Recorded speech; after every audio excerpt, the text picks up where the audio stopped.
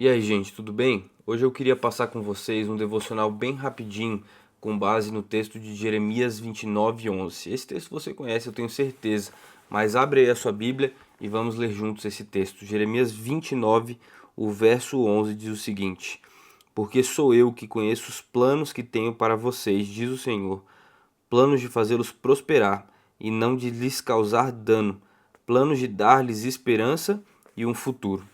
A pergunta que eu quero fazer para você é: você já se sentiu perdido no espaço?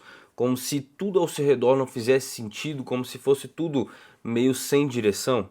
Tem um cara, uma história que eu gosto muito, o nome dele é Sergei Krikalev. Não sei se eu estou falando certo, mas é a maneira que eu consegui dizer. Esse cara, ele foi enviado pela União Soviética, a antiga União Soviética, para o espaço como um dos primeiros homens numa missão tripulada para o espaço. Só que a missão dele era para permanecer pouco tempo, cerca de um mês no espaço. Acontece que o tempo passou e a União Soviética se desfez. Então essa missão dele, que era para durar um mês, acabou se estendendo de um mês para dois, para três, para quatro. E todos os meses ele recebia uma ligação falando: olha, não tem ninguém que está disponível, que está disposto para te trazer do espaço, porque agora a União Soviética não existe, o seu país não existe mais, você é um cidadão sem um passaporte, sem uma identidade, uma identidade nacional, né? E aí, depois de praticamente 8 meses no espaço, se eu não me engano, ele foi trazido de volta numa missão conjunta entre os Estados Unidos e a Rússia, algo espetacular, inédito naquela época. Essa missão tripulada pelos dois países, né, os Estados Unidos e a Rússia, trouxeram de volta Sergei Krikalev do espaço. Ele estava extremamente debilitado, meio perdido, mas o que mais me chama a atenção, se fosse você, você voltaria para o espaço? O importante aqui, o interessante na verdade nessa história é que Sergei Krikalev voltou para o espaço ainda outras 7 vezes e ele está vivo até hoje, você pode pesquisar o nome dele.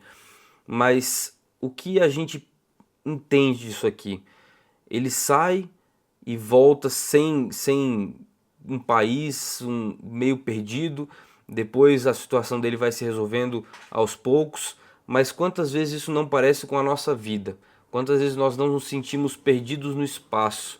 Você já se sentiu assim, como se você tivesse preso, esperando um propósito chegar, mas esse propósito nunca chega? Você já se sentiu sem propósito, como se você tivesse chegado no lugar que você deveria chegar, mas daqui para frente você não sabe muito bem o que fazer? Você chegou até a sua estação, mas e o próximo passo qual é? Parece que a gente perde o propósito nessa caminhada. E Jeremias 29:11, conectando uma coisa na outra, lembra pra gente que Deus tem um propósito. Mas no texto, quando a gente olha para o texto, a gente vê algumas coisas. Deus sabe os planos e Ele tem planos para nossa vida, mas aqui diz: sou eu quem sei. Deus fala: eu quem sei. Você ainda não sabe. Para você descobrir, tem um caminho. É sobre isso que a gente vai falar hoje. Sabe? O problema não é estar perdido, mas é esperar um propósito antes de começar a caminhar. O problema é você ficar esperando que algo aconteça antes de você começar a caminhar. Quantas pessoas já não fizeram perguntas, orações ousadas a Deus de, por exemplo, Deus, se hoje cair um raio lá no meio do campo, é porque é para eu fazer X, Y, Z coisa, ou se a pessoa entrar de branco é porque essa é a mulher prometida da minha vida e por aí vai. Quantas vezes a gente já fez coisas parecidas ou você já não fez coisas assim? E a gente fica esperando esse propósito para caminhar, fica esperando que Deus dê o primeiro passo para que a gente possa dar o segundo passo, e a gente se esquece que Deus já deu o primeiro passo lá na cruz. Sabe, quando eu trabalho com jovens, geralmente a gente ouve três afirmações, e eu resumi aqui nas minhas anotações três afirmações que os jovens normalmente fazem sobre esse tema que a gente está conversando. Eles dizem o seguinte: quando eu descobrir o meu chamado, então eu vou começar a servir a Deus. Ou eles dizem assim: quando Deus me der a clareza sobre o futuro, então eu vou dar o próximo passo. Ou por último, quando tudo fizer sentido, então eu vou me comprometer com a caminhada cristã. Você percebeu que essas três afirmações elas caem no mesmo caminho? Quando Deus se manifestar, eu vou me manifestar. Quando Deus der o primeiro passo, eu vou dar o segundo passo. E a gente condiciona a nossa caminhada, a caminhada de Deus, e se esquece que Deus já deu o primeiro passo lá na cruz. Sabe, o que a gente aprende aqui é que o propósito ele não vem antes da caminhada, ele se revela na caminhada. Tem mais um texto que eu quero ler para vocês, que está lá no livro de Provérbios 16, o verso 9, diz o seguinte: O coração do homem planeja o seu caminho, mas o Senhor lhe dirige os passos. Você pode até planejar, tentar guiar a sua vida por um caminho específico, mas é Deus quem deve guiar, é Deus quem vai guiar, é Deus quem tem o plano final sobre a sua vida. Sabe, quando a gente vai para a Bíblia, quantas pessoas a gente não vê que caem dentro desse mesmo tema, dessa mesma angústia que a gente está falando aqui? Quantas pessoas a gente não vê que passam pela mesma situação? Quer ver? Você lembra da história dos discípulos de Jesus? Os 12 discípulos de Jesus? Eles esperavam que Jesus viesse para ser um revolucionário de uma maneira diferente da que Cristo veio. Eles queriam, né, que Jesus viesse para matar os romanos, para acabar com a opressão romana, e na verdade Jesus veio para fazer outra coisa, e nenhum deles sabia muito bem isso. Eles foram descobrindo aos poucos na caminhada com Cristo. E alguns ainda demoraram muito tempo depois para descobrir qual era o real propósito deles aqui na terra. Abraão, lembram de Abraão? Deus falou: olha, sai da tua terra, da tua parentela, deixa isso para trás e vai no caminho que eu vou te deixar. Abraão não sabia o caminho, mas ele sabia quem guiava ele no caminho. E por último, o exemplo que eu quero colocar é José do Egito. Ah, José, muitas vezes considerado um filho mimado, porque o pai tratava ele diferente dos outros. Deus falou: José, você vai ter que passar por um caminho árduo, mas eu vou te ensinar durante esse caminho o que eu quero que você se torne, qual é o seu propósito aqui na terra. E José foi vendido como escravo, parou na casa de Potifar, teve toda aquela situação com a esposa de Potifar, fazendo aquela mentira sobre José, acabou preso de novo. Enfim, a gente conhece a história dele. José só foi descobrir o seu propósito no caminho, mas eu quero abrir um parênteses aqui que é muito interessante. Quando nós focamos na vida de José, a gente percebe que ele teve todos os motivos para largar a igreja, para largar a fé, para esquecer de tudo. Os seus irmãos eram crentes como ele. E os seus irmãos que eram crentes traíram ele.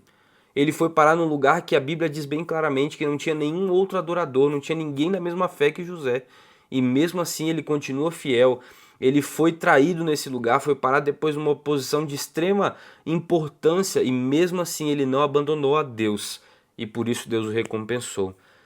Quantas vezes a gente tem abandonado a fé, abandonado a igreja, abandonado a Deus por conta de picuinhas, de coisas tão pequenas relacionadas a um ao outro na caminhada cristã? Quantas vezes eu não paro para olhar para o meu colega do lado ou para o outro lado na minha caminhada cristã, no meu caminho estreito, e acabo escorregando nas pedras que eu mesmo estava falando dos outros? Eu preciso manter o foco em Cristo, porque se eu parar de olhar para Cristo, parar de olhar para o final do caminho onde Cristo está, eu vou esquecer o propósito da caminhada e vou acabar olhando para as pedras no caminho. Então que a gente mantenha os olhos fixos em Cristo e que a gente entenda que o propósito ele não vem antes da caminhada. E com isso eu quero entrar no ponto 2 aqui. Não fique esperando o propósito para caminhar. Deus revela o propósito dele no caminho. E quando você está no caminho, você entende que o propósito de Deus era o caminho, era te burilar no caminho, era te transformar, te moldar, te fazer uma pessoa diferente no caminho. Você só vai descobrir o propósito de Deus para a sua vida quando você começar a caminhar. Isso é o maior fato que a gente encontra nessa história, nessas histórias e na Bíblia. Em Efésios 2, capítulo 2, o verso 10 diz o seguinte: porque nós somos feitura dele, criados em Cristo Jesus para as boas obras, as quais Deus de antemão preparou para que nós andássemos nela. Deus preparou o caminho faz muito tempo para a sua e para a minha vida, mas ele está falando: filho, confia, anda, dá o primeiro passo, o caminho está lá, mas você tem que confiar. Krikalev, na história que eu contei para vocês, ele não sabia quando voltaria, mas a sua missão não era em vão. Ele tinha um propósito, ele não sabia muito bem quando ele voltaria, mas ele tinha um propósito. E esse propósito fez ele ficar firme, fez com que ele aguentasse todo esse tempo de espera lá no espaço. O que a gente aprende com isso é que Deus ele não se atrasa. O tempo faz parte dos seus planos, dos seus propósitos para guiar você, para burilar você, para transformar você em quem Ele quer que você seja. E tem três coisas que eu quero que você entenda nesse momento. A primeira, o que parece tempo perdido pode ser tempo de aprendizado. Pense nisso. Você não está perdido, você está aprendendo. O que parece atraso pode ser treinamento. Você não está atrasado, Deus está te treinando para o propósito que Ele tem na sua vida. E o terceiro ponto, o que parece um fim pode ser um novo começo. Guarde essas três coisas. Você está no momento de aprendizado, de treinamento, e você está vivendo o seu novo começo, porque Deus tem um propósito na sua vida e você só vai descobrir esse propósito caminhando. Moisés descobriu o seu propósito no deserto, caminhando com Cristo. Pedro, depois de negar a Jesus, descobriu o seu propósito, vindo para mais perto de Cristo. A gente só descobre o propósito na caminhada. O propósito não está no futuro, ele está no presente. Ele está aqui agora, mas você precisa descobrir ele caminhando. A única coisa que Deus pede de você para você é que você continue caminhando, que você continue caminhando para perto do Pai. O último texto que eu quero ler com vocês é um texto bem conhecido, Romanos 8, o verso 28. Diz o seguinte: sabemos que todas as coisas cooperam para o bem daqueles que amam a Deus, daqueles que são chamados segundo o seu propósito. Esse é um texto bem conhecido, mas ele coloca algumas cláusulas aí. Deus faz tudo para cooperar para o bem, mas daqueles que são chamados segundo o seu propósito. Propósito, tá difícil aí hoje. Deus faz tudo para cooperar com aqueles que são chamados. Muitos são chamados, sabe aquela frase? Mas poucos serão escolhidos. Deus está chamando a todos na terra para descobrir o propósito, caminhando junto com Ele. Mas poucas pessoas aceitam esse chamado e começam a caminhar com Deus. Você vai fazer parte de que grupo? Vai aceitar o chamado para começar a caminhar?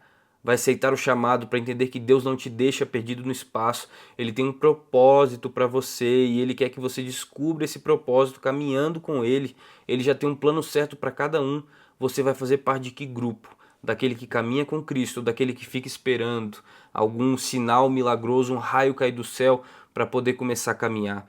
Talvez você esteja esperando esse sinal de Deus, mas Deus está te pedindo para agir no presente. Hoje Deus está tentando te desafiar, Ele está te desafiando, na verdade, a caminhar, mesmo sem enxergar, caminhar, confiando de que Ele vai colocar o caminho lá. Ele está te convidando a confiar, a caminhar, a dar o próximo passo. Dê o próximo passo e continue caminhando até o fim. Deus sabe de tudo. E Ele sabe que você muitas vezes tem medo, Ele sabe que muitas vezes você se sente perdido, que muitas vezes você se sente sem propósito. E Ele tem um interesse maior e supremo de te ensinar que o propósito dele é a sua salvação. De que grupo você vai fazer parte? Daquele que caminha ou daquele que fica parado, de braços cruzados, esperando que algo diferente aconteça para que comece a caminhar? Lembre-se, não fique esperando Deus dar o primeiro passo, porque Ele já deu o primeiro passo lá na cruz. Agora é a sua vez. Que Deus te abençoe. Fique com Deus. Até mais.